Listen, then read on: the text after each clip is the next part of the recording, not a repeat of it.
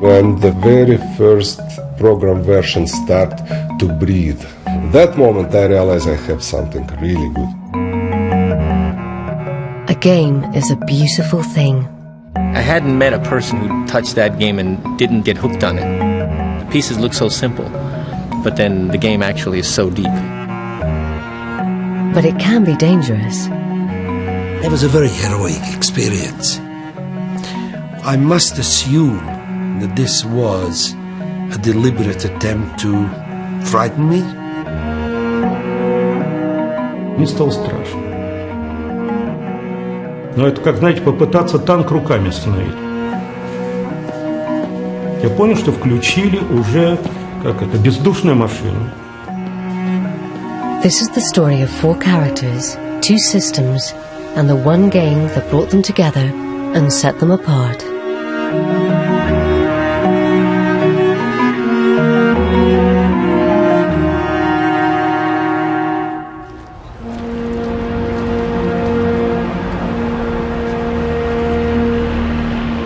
Moscow, January 1985. The Cold War lingered on. Gorbachev was months from power, and the world had yet to hear of perestroika. The economic system was near collapse, and political freedom a distant dream.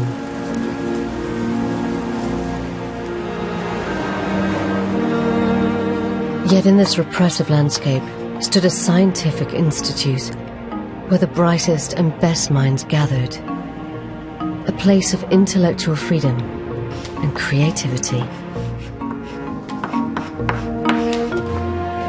Мы могли заниматься всем довольно свободно, всем, что нас интересовало. Этим мы отличались от литераторов, филологов. На нас идеологически никто не воздействовал. Here at Moscow's computer center, scientists pushed their machines to the very edge of their capabilities.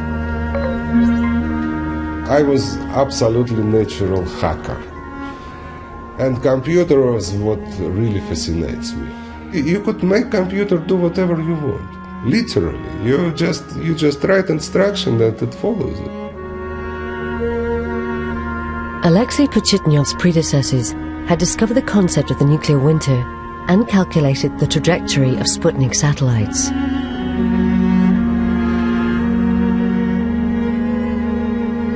But Alexei's impact on history came in a very different form.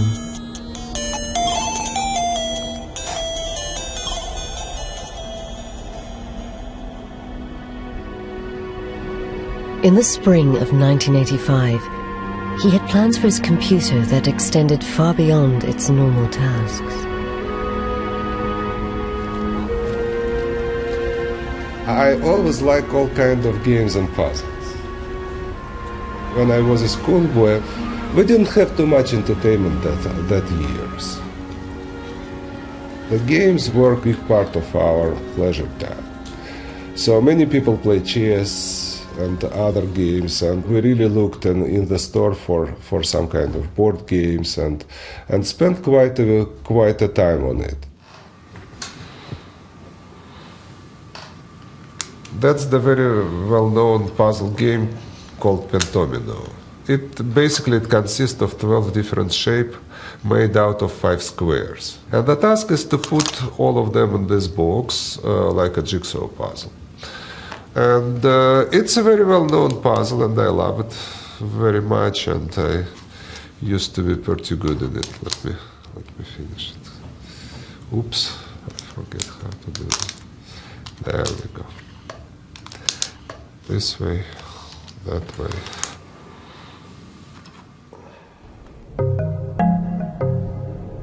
Alexei started to apply this favorite puzzle onto the computer.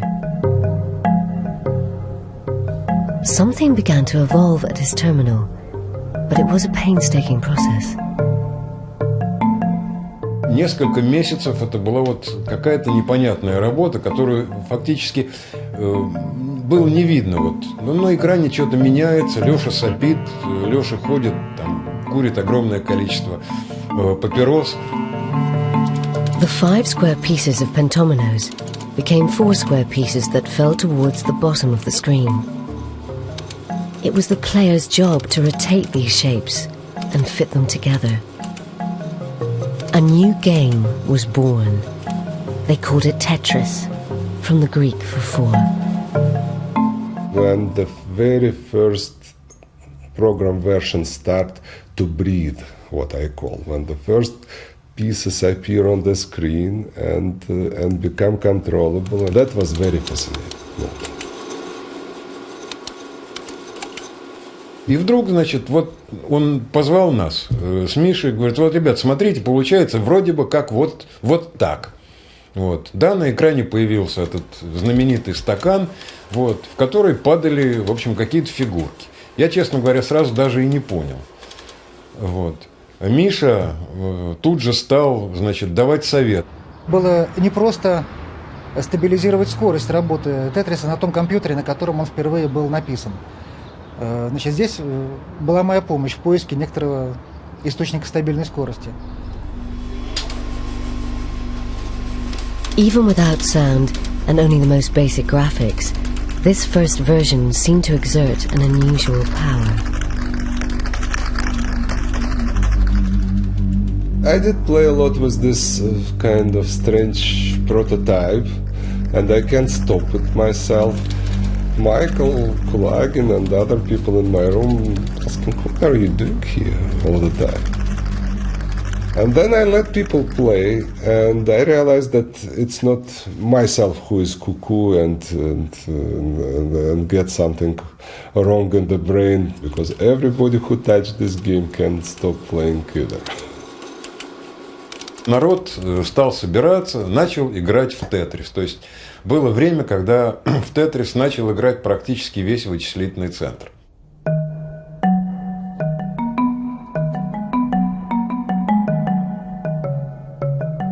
Tetris spread throughout the computer center, infecting all in its path. Эта игра как-то произвела впечатление. То есть многие наши сотрудники увлеклись этой игрой, часто в ущерб работы. Тетрис был заметен, потому что он отличался от других игр, американских в основном, где были убийства, выстрелы, взрывы, погони. Tetris appeals to another side of the human psyche, one bent on construction rather than destruction. When you play Tetris, you have impression that you build something. It has a spirit of constructivity. You have the chaos coming as a random pieces, and your job is to put them in order. But just as you construct the perfect line, it disappears. All that remains is what you failed to complete. Тетрис – это игра с очень сильной отрицательной мотивацией. Вы никогда не видите того, что вы сделали хорошо, а на экране у вас видны только ваши ошибки, и вам всегда их хочется исправить. What kind of get to your eyes all the time is your mistake, is your ugly holes, and that drive you to fix it all the time. The first color version was developed in the summer of 1985, and it was this version that Alexei handed out to friends outside the computer center, who in turn copied it to their friends. After that, kind of every place in Moscow, like a wood fire, you know. Tetris in 2 weeks were on every single computer appearing in Moscow. The game took hold and spread, first through Moscow, then through the Soviet Union, and finally out into the Soviet bloc countries. As it traveled, it did so freely, copied from disc to disc, unhindered by commercial constraints. Here, there was no notion of intellectual property rights. Individual ideas were owned by the state, to be shared among everyone. We didn't have the idea that the software is something which is could be considered as a product or be sold or protected or whatever. Made no sense for us at all. Это вот торговля или продажа были уделом государства, но не отдельных людей. Если бы мы попытались, то, скорее всего, мы бы оказались в тюрьме, а не за клавиатурой компьютера. For now, the only thing that contained the spreading game was the Iron Curtain, which left Tetris a cult hit, and its inventor with recognition, but no reward.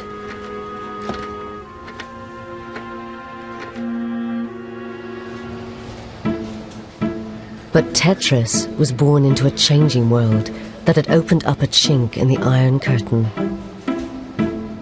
In the mid-80s, Hungary was successfully exporting puzzle games and computer technology to the West. Robert Stein made his money buying software from Hungary and selling it on in Britain. On a trip to the Hungarian Institute of Technology in early 1986, he saw the game that would prove both a blessing and a curse. We were wandering around in a big room with all kind of computers going, with all kind of software going, and somewhere in a corner I have seen a game which consisted of bricks coming down or some kind of shapes and was tucked away somewhere in a corner, and I was asking, what is this? Others said, ignore it. So we wandered around and I kept coming back to that. After some reluctance, the Hungarians revealed that this wasn't actually their game and supplied Stein with the name of the Moscow Computer Center. He wasted no time in making contact, but found them rather indifferent to his requests to license the game. Nobody give a shit about the stuff there, you know, small little game. Everything, Computer Center were pretty busy with the serious kind of physical differential equation of the entire outspace or nuclear war, you know. Games was something absolutely alien for their nature.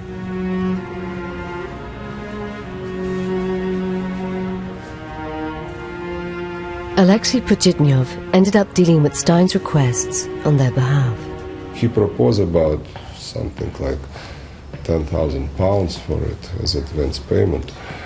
I replied him that we are interested in his proposal and ready to continue, kind of talk about this, and he interpreted this facts as an agreement on everything.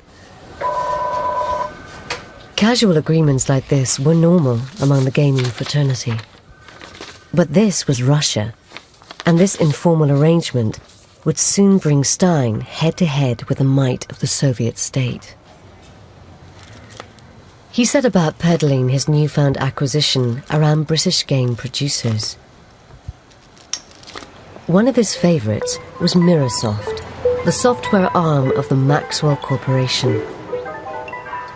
In 1986, this was a giant entertainment empire, owning newspapers, magazines, and even top-of-the-league football clubs. If they bought Tetris, Stein would have a real heavyweight player behind the game. I looked at it for a couple of minutes and passed it down to the technical department downstairs. And then a couple of weeks later, I wandered down at lunchtime. They were all in the office playing this game. So I said, well, okay, this is, I better play it myself. So, took it home. It was now only a matter of time before Britain caught the Tetris bug. My wife accuses me of ruining the family Christmas because I'd found it addictive. But my wife found it addictive, and so did my two young kids. While Microsoft signed a deal to produce the game in Britain, Maxwell also had a software company in California, which could pave the way for the Tetris invasion of America. We were over there looking at different game titles that we could publish, market, sell, along with Jim. He said, you're going to like this. So I sat and I played Tetris for a couple of hours, and we went off and got a bite to eat, and everybody else was ready to go home while I wanted to go back to the office, and did, and went back and played another 3 or 4 hours. Phil came back next day saying, "This is great. It's a great product." The problem was, what techniques can we use to fly against the run, as it was going, of what the market was wanting for computer games. For inspiration of how to sell this simple game, they returned to its roots. The emergence of Mikhail Gorbachev created the perfect opportunity to manipulate both the fear and fascination of that land behind the Iron Curtain. The curiosity of having anything from, behind the other side of the Iron Curtain was kind of like memorabilia or something people wanted to have. We put it in red packaging, and the first box we actually set up the spelling of Tetris in Russian. We used a Soviet symbol as part of the Tetris name. The marketing worked, and with great press behind it, Tetris was set to be a big hit. But all the attention had an unforeseen consequence that was about to jeopardize everything. As we are about to launch the damn thing, we get a telex from a company called L.org, never heard of, in Russia, stating that we are illegally trying to launch Tetris, because that belongs to them, and they have never given us permission to do it. L.org, short for Electron Technica, was a government department established to deal with the foreign trade of software. Gorbachev was keen to create an export market to the West, but strictly under the control of the state. Russian bureaucracy loves to have control on everything. If it is our, we wanna have everything properly and quiet and kind of perfectly done. Robert Stein was summoned to Moscow. There was always a long corridor, and first of all, they keep you waiting in the reception. Nobody talks to you, and all the chairs are uncomfortable, and then they lead you up, and they usher you into a room with a very long conference table. It was like you being questioned in a court, because they shown an absolute distrust of whatever I was saying. Why did we do what we done without their permission? And I tried to explain to them I didn't even know they existed, never mind about their permission. Stein used all his powers of persuasion to get the Russians to sign a contract, and Tetris was cleared for sale. Within weeks, it catapulted into the bestseller lists, and in its first year, sold over 100,000 copies in America alone. But sales were limited to those that owned a personal computer. The real mass market lay elsewhere.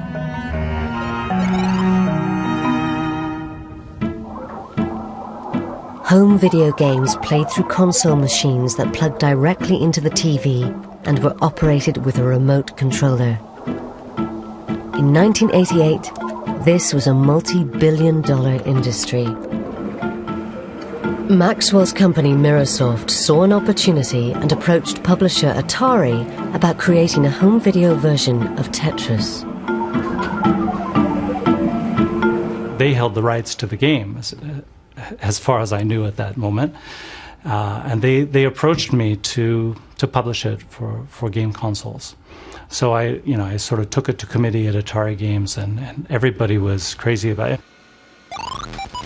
The PC version of Tetris was ideally suited to adapting for a video game. Atari struck a deal and set about enhancing its visual appeal. I felt that puzzle pieces should be 3D. So our engineers turned them into 3D sort of shaded things. I thought it looked much more polished and much less sort of PC game-ish. A lot of little things that, just the way they're laid out on the screen made the game more exciting. From a commercial point of view, it was also exciting because the profit potential was enormous.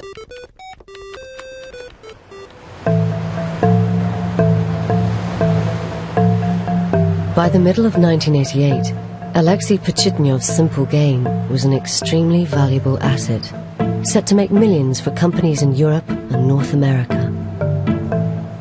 But there was one important market that remained untapped.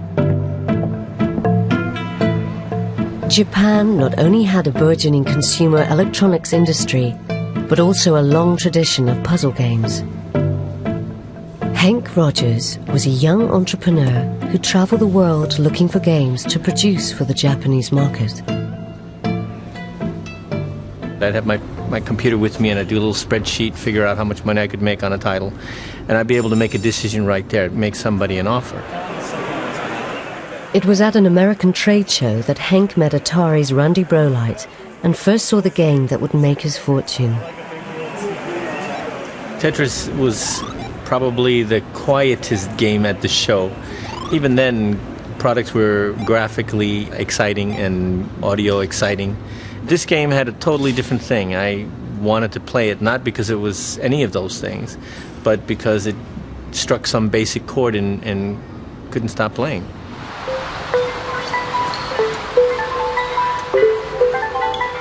Henk secured both PC and video game rights for Japan and returned home to create his own versions of Tetris. Tetris was evolving and expanding into 3 major world markets, and everyone was cashing in. Everyone, that is, apart from the Russians. We'd send our money to Microsoft. Was Stein getting paid? Was he paying who he was supposed to pay? But somewhere along the chain, somebody wasn't paying. Elorg drafted in a new broom from Communist Party headquarters to sort things out. Nikolai Belakov's first job was to examine the original agreement with Robert Stein's company Andromeda Software. Вот когда я его прочитал, мне стало просто плохо. Потому что в этом соглашении было указано, что первый платеж должен был быть произведен в течение 3 месяцев. Договор был подписан 10 мая 1988 года. Уже был октябрь. После этого я стал думать, что делать с этим договором, как заставить Andromeda Software платить деньги.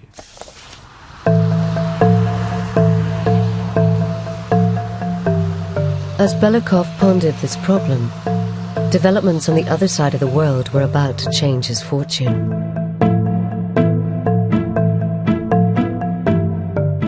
Industry giant Nintendo were about to launch a handheld game playing device and wanted to sell Tetris as part of the package. But first, they needed someone to discreetly secure them the rights. We showed Henk Rogers a prototype of Game Boy and a prototype of Tetris playing on Game Boy. So he immediately moved very quickly.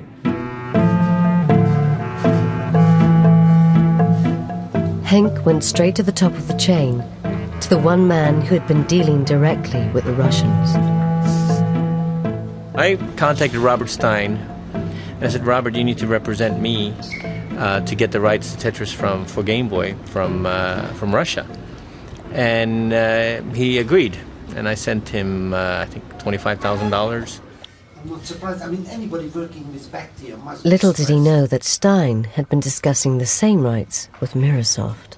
He was trying to muscle in on something which was spoken for, the Tetris.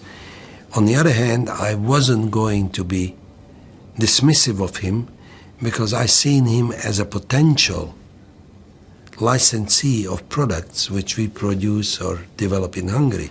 We were exchanging faxes on a weekly basis for, 3 months, and then I started getting nervous because it just seemed to be taking so long. And he said he was going to go to Russia And he kept on saying that, and he wasn't going, so I became really suspicious. Robert Stein's negotiations with the Russians had reached an impasse over the money he owed them. Дромеда Софток присылала телексы с просьбой начать переговоры по новому лицензионному договору для игровых автоматов. Но моя реакция была на все эти телексы только одна. Сначала, пожалуйста, выполните условия первого подписанного договора, только после этого мы будем проводить переговоры по следующему лицензионному договору. By February 1989, Hank Rogers was tired of waiting around and increasingly suspicious that Stein was working for someone else. I guess I panicked and I said, get me on a plane, this guy's going to get the rights for somebody else, and I need those rights. And so I was on a plane 2 days later, going to Moscow. But Hank Rogers wasn't the only one flying into Moscow that week. Robert Stein was finally making the trip himself. And to complete the set, Microsoft had secretly sent Kevin Maxwell to move along negotiations for their interests. Both Stein and Maxwell had meetings set for the same day. Henk had no such meeting arranged. He didn't even have an address for Elorg. I did know that I was going behind the Iron Curtain for the first time, but I had no idea what I was getting into. I kind of knew how to deal with people that were not from my original culture. So I was expecting to get off that plane and make friends. That's not what happened. I guess it's just the beginning of my trip and I'm in for a lot more. Henk recorded his adventure to take back to Japan. Take a look outside here. This is Moscow. It looks pretty gray. That's because it's pretty gray. Everybody that I met was unfriendly and unhappy and grumpy. There was an information desk in the hotel. I asked them, Elorg. They said, no, I can't find it. No attempt at going any further. Here I am, waiting for a phone call from Japan, watching video of Hawaii, because the TV doesn't work, the radio doesn't work. I've read everything I could read. Henk spent his first night in the Intourist Hotel, overlooking Red Square, right at the heart of a seemingly impenetrable Soviet state.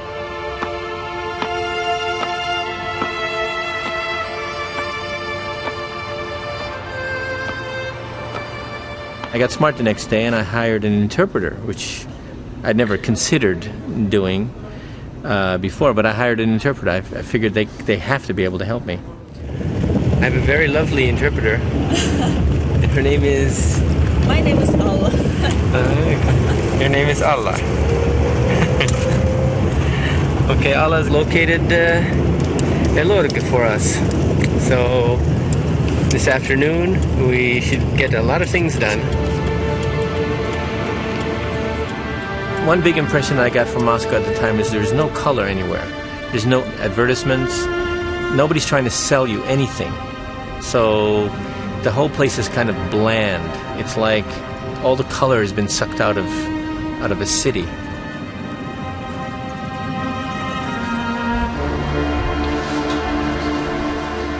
«21 февраля раздался звонок из протокольного отдела о том, что ко мне на встречу пришел иностранец из Японии. Значит, его зовут Хэнк Роджерс.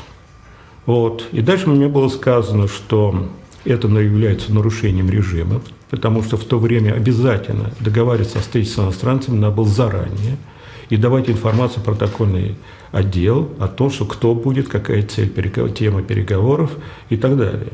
You don't walk into a place like that uninvited. You have to have an invitation, and then your invitation has to be cleared with the KGB. Make sure that you are somebody above board. They do your background check before you ever have a meeting. I just walked in. A meeting was hastily convened for the next day. the same day Belikov was due to meet Maxwell and Stein. The following day would prove crucial for the future of Tetris. All would hinge on the communists' ability to play the capitalists at their own game. Already they understood the capitalist mantra of divide and rule. Все захотели встретиться сразу в один день. Я не понимал до конца, конечно, что за кем стоит, но я понимал, что нельзя допустить, чтобы каждая из трех сторон встретилась друг с другом. The first to arrive at Belikov's office was Henk Rogers, proudly clutching the video game he was producing in Japan. Как только мы сели за стол с господином Роджерсом, он без какого-то промедления достал такую коробочку. Честно говоря, я не понял, что это. И говорит: господин Беликов, я продаю ваш товар очень успешно.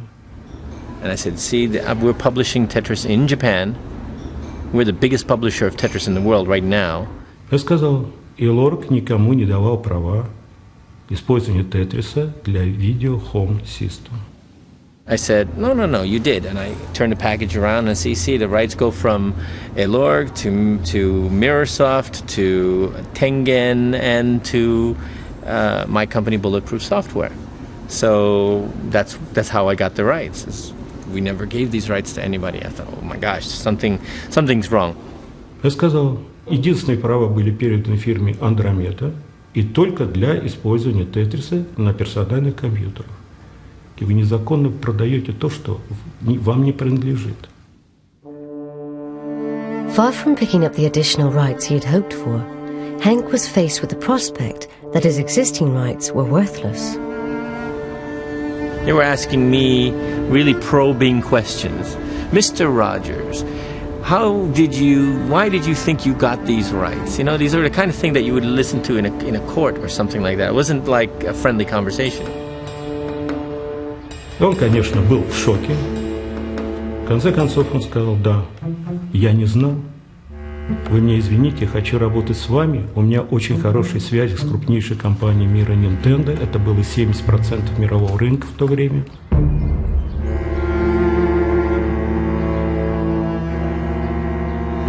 I thought, either I'm going to come out of this with the rights to Tetris or I'm going to be in some gulag. Я в тот момент предложил только одно, чисто бюрократический ход. Господин Роджерс, напишите, пожалуйста, все на бумаге. Он сказал: хорошо. Но так как у меня было ограниченное время, потому что я ждал следующей встречи с Робертом Стайном, и не хотел, чтобы мы не встречались, чтобы все было независимо, я договорился о встрече на следующий день. Narrowly missing Henk, Robert Stein entered the corridors of Elorg with his own proposals, unaware of what had transpired in the hours previously. I didn't know Henk Rogers appeared on the scene. I did not know till I came back to England that, for instance, Kevin Maxwell was out there. Robert Stein thought he had come to negotiate extra rights for himself. Elorg had different ideas. And instead, Belikov confronted him with his original contract. Я сказал: господин Стайн, скажите мне честно, вот скажите, пожалуйста, как этот документ называется? Он говорит: соглашение. Он говорит: не соглашение, это набор каких-то фраз безответственных, по которым одна сторона передала права, а другая сторона не выполняет, не компенсирует право использования этих прав. I must assume that this was a deliberate attempt to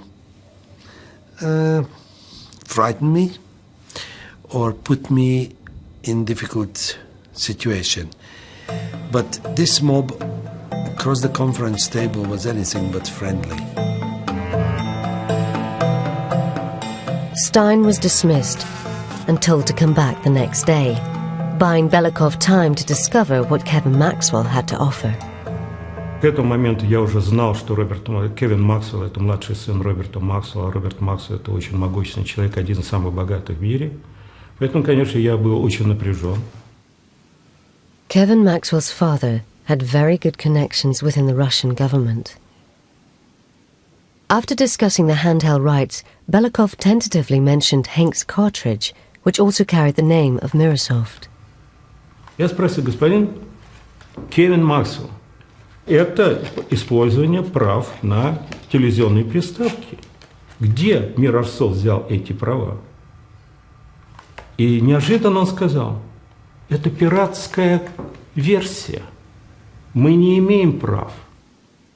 This was an innocent mistake from Maxwell, who was unaware that Microsoft had sold video game console rights to Atari. But it was a costly one for his company. Я спросил, господин Максвелл, а вы заинтересованы получить права для телевизионных приставок? Он сказал, да, конечно. Я говорю, а когда вы можете дать предложение? Он сказал, мне нужно вернуться в Великобританию. Очень быстро я вам пришлю наше предложение. The day had provided the Russians with a valuable lesson in capitalism, and they proved quick learners. They understood that they could maximize profits from this one game by selling different rights to different companies. For those on the other side of the table, there was everything to play for, although one was already working an advantage. Finally, out of all this dressed and suit businessmen which kind of try to make some licenses, I've seen the guy who really likes and understands the game, and somehow we like each other almost immediately. This is Mr. Alexei Pozitnov. He is the author of Tetris. Play Tetris. Play Tetris. My friends. Okay. I made friends with Alexei immediately. He was the friend that I was looking for in Russia. You know, we got together that night and we started talking about game design. We immediately jumped into, okay, what are we going to do for Tetris 2? And, you know, we had stuff to talk about. The next morning, Elog's Nikolai Belikov hatched a plan that would leave no ambiguity as to the rights the Russians had already negotiated away. This hinged on a definition of computer, which he needed to ensure couldn't include products like video game consoles. So, he added a clause to Stein's original contract. Для того, чтобы понимать, что он может что-то начать думать, зачем это нужно, я искусственно увеличил штрафные санкции за каждый день. Я знал, что это нереальные цифры. Но мне было нужно, чтобы он сконцентрировал свое внимание на этих цифрах, которые я был готов, естественно, уменьшить. Belikov was a son of a bitch. The clause resulted in the exclusion of some of the products where Tetris was on, and I didn't notice it, which I will never forgive myself, so there we go. But they made it so matter of fact. Yeah, we would like you for the sake of bureaucracy. And I agreed, because I was so focused in getting what I wanted, and I forgot about watching what they wanted. Belikov dispatched Stein, bereft of rights he thought he already had, and with 2 weeks to pay them what he owed. He now faced the arrival of Henk Rogers and a decision about who to grant the handheld rights. I'm on my way to 10 o'clock appointment with LODG. Last night I composed a proposal to them about obtaining the rights to handheld Tetris. We shall see. Under the old system, the decision would have been a straightforward political one. But capitalism is about taking risks. I said, well, Kevin Maxwell is the son of a very rich man, so I can't match his money, but I can give you an honest business. I will tell you exactly how much money I'm making, and you can get your share, and I'll be open. Hank shows himself very, very honest in many respects, and very reliable as he kept his words all the time. Позиция Алексея Пажетного была за Хэнк, потому что сам Кевин Максвелл был очень, как человек очень сложный, он смотрел на всех свысока. И, конечно, Алексея Пажетова это отталкивало. Hank's direct approach paid off. Alog told him the handheld rights were his. We signed, and the big boss, Dr. Trifonov, came out and shook my hand with this iron fist, iron grip, whatever, and we signed, and it was all done. And they said, "There's Mr. Rogers, something else we'd like you to talk to you about. We would like you also to make us an offer on the console rights." Hank Rogers left Russia with the handheld rights to Tetris and the prospect of holding on to his precious console rights. But there would be a battle ahead. Atari Games were already busy manufacturing their own Tetris game under an agreement with Microsoft. We built 500,000 units for our day one launch. We put a major investment in terms of our best human resources, the engineers assigned to the game at Atari were, without peer. They're our best guys. Such was their confidence in Tetris, they also invested heavily in marketing. We had a huge party for the media and rolled it out with all kinds of fanfare and so forth. We also we took a full page of USA Today to announce the program. But Atari were in for a surprise. In Seattle, Hank Rogers was visiting his contacts at Nintendo to offer them exclusive console rights.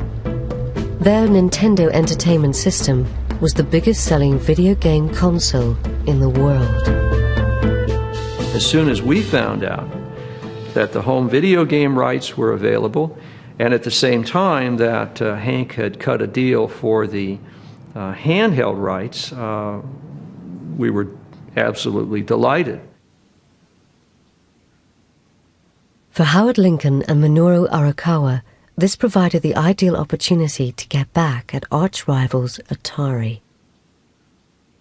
They said, "We will help you, so go back, and if you think you've got it in the bag, call us, we'll come and we'll clinch the deal."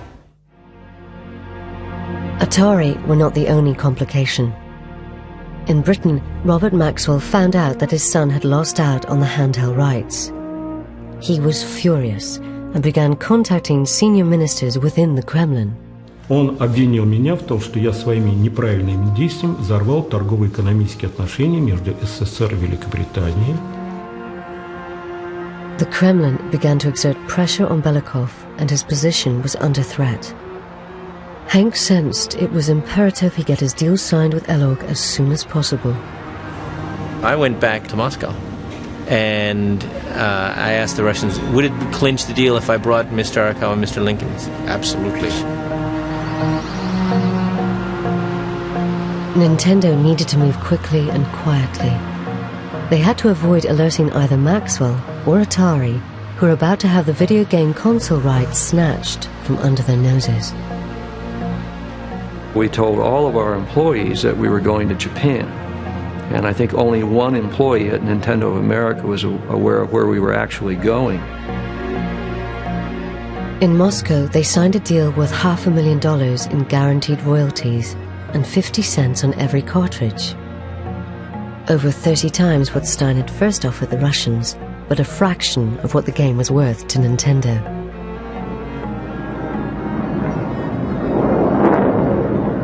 When we flew back across to Seattle, every time I looked at Arakawa and he looked at me, we just started laughing because we knew we had not only the handheld rights, but we had the home video game rights as well. And at the same time, found a way to really give it back to Atari Games.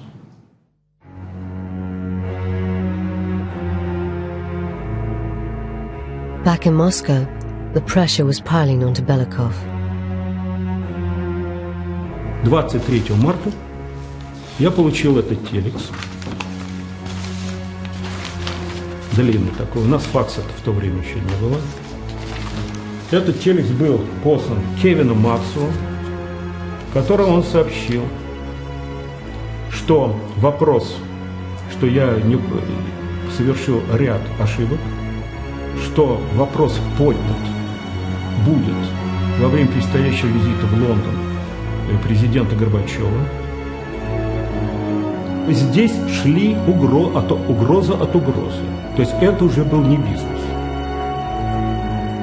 It was a two very, very powerful sides or organization fight for my small game.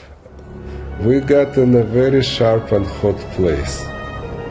Потом был звонок от человека, который занимался подготовкой визита Горбачева, который настоятельно предложил мне немедленно лететь в Лондон, стать на колени перед Робертом Максом и умолять его ни слова не говорить Горбачеву, потому что иначе, если он скажет хоть одно слово, меня просто больше не будет. Это были дословные слова.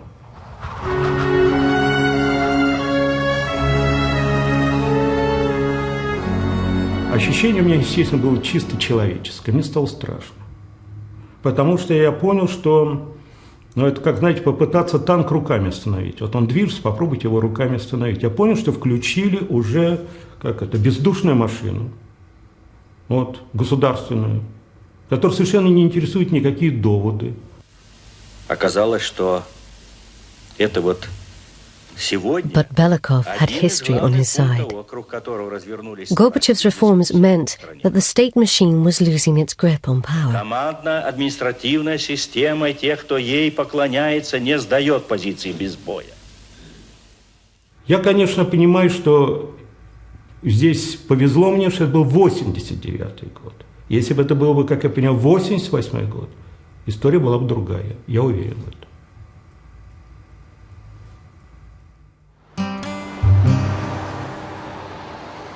In America, the battle for Tetris was only just beginning. A jubilant Nintendo plunged the knife in. First thing we did was to send a notice to Atari Games advising them that we had the sole home video game rights to Tetris, and putting them on notice of that and directing them to cease and desist from any marketing or production of Tetris, knowing full well that they'd go nuts. Atari Games were not about to take this lying down. They had already invested millions preparing Tetris for market. One of my associates called to say that we had just been sued by Atari Games. So they took the first step and they sued us and claimed that they had the exclusive rights to Tetris.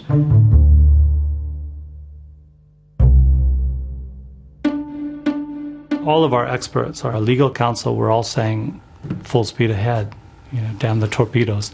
There's no inkling that we were wrong.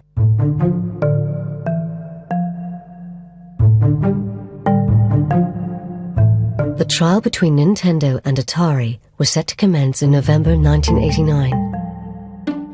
Nintendo had prepared Elog's Nikolai Belikov as their key witness.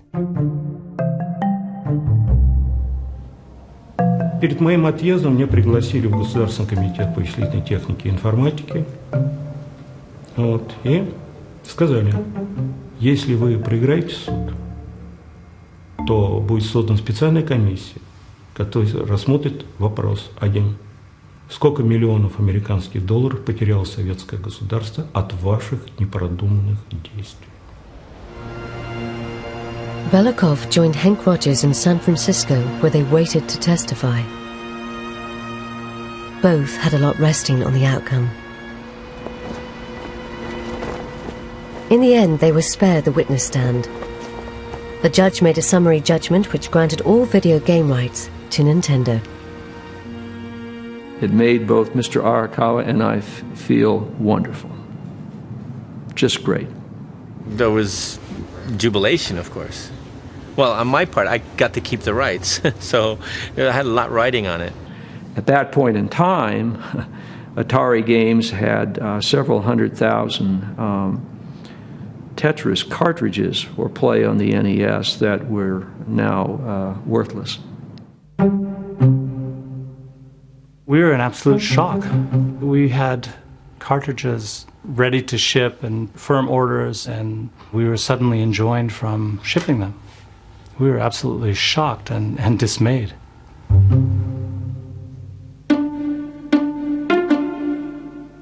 Хэг сказал: Николай, мы победили, поедем, я вам покажу Сан-Франциско.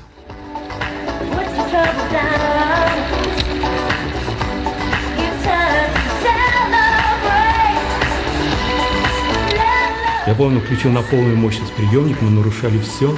Он носился на этой машине по Сан-Франциско, а там горы такие. Я был, честно говоря, в шоке. Мне было все замедлено.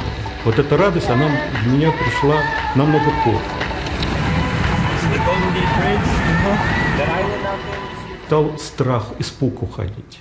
Я могу возвращаться обратно. Потому что я вернулся бы в любом случае, но я могу возвращаться.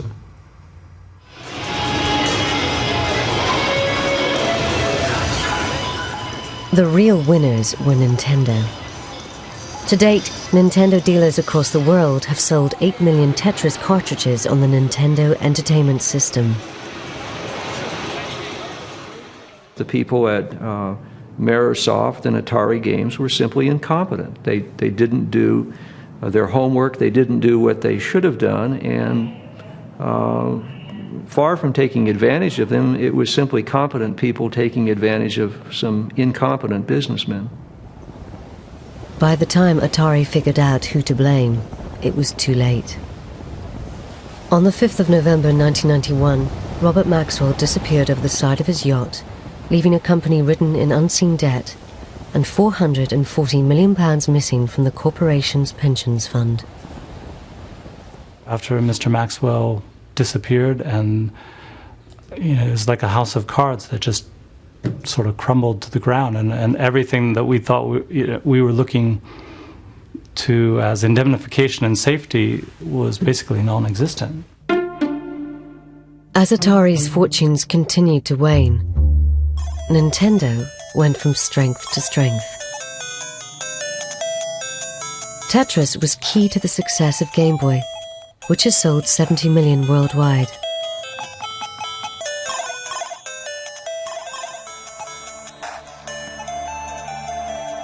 But despite all that happened to his game, as the 80s drew to a close, Alexei Pajitnov had yet to receive anything from Tetris.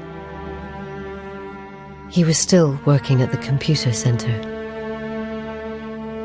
К сожалению, владельцем программы, в то время это был Советский Союз, еще раз подчеркиваю, в общем, был вычислительный центр, поэтому особых доходов с этой работы Леша и не рассчитывал получить. Даже вот Пажитному заплатить хорошую премию мы были не в состоянии. Эти цифры надо было согласовывать с руководством, с президиумом Академии наук.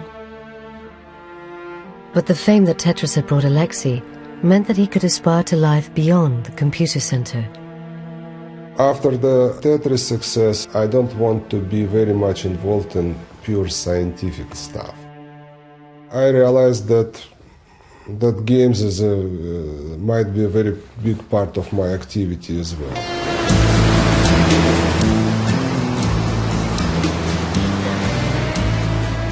In 1991, with help from his friend Hank Rogers, Alexei was offered the opportunity to move with his family to the United States. Here lay the promise of taking control of his own destiny and that of the games he developed. His wife had been to the States before.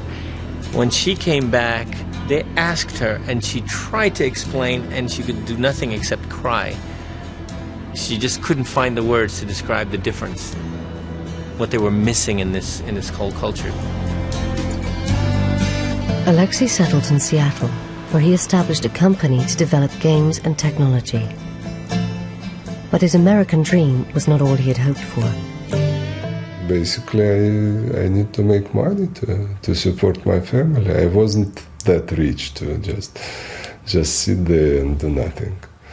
So I could say that first couple years were very challenging in the United States.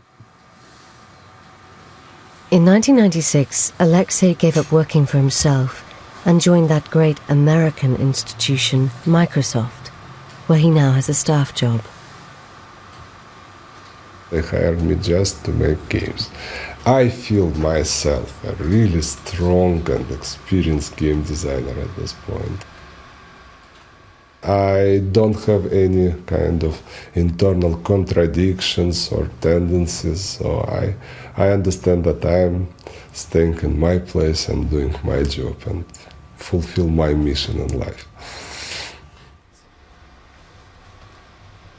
When the original set of rights expired in 1996, Alexei began to receive some royalties from Tetris, if only a fraction of what he could have made if born into a different system.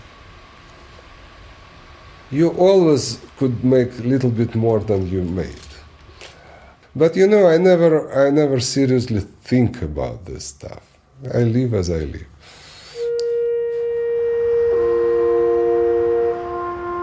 Alexei regularly returns to Moscow and thinks about moving back for good.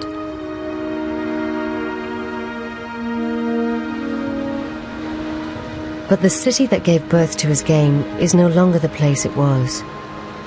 Global capitalism has come to town. The same forces that enabled Tetris to conquer the free world have left the institute where it was nurtured far behind. Институт наш стареет. Средний возраст у нас сотрудников 50 лет. И я боюсь, что институт лет через 10, если так будет продолжаться, вообще погибнет. Вымрет по старости. Без хорошей молодой поддержки. The average monthly wage of $200, deemed so respectable in Soviet times, can't compete with the lure of private institutions and foreign firms.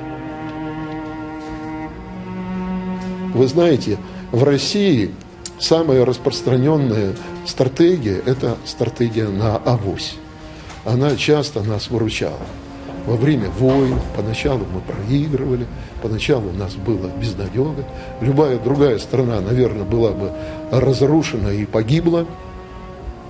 А Россия как-то выкручивалась и как-то находила варианты для выживания. Я надеюсь, что здесь что-то будет такое же.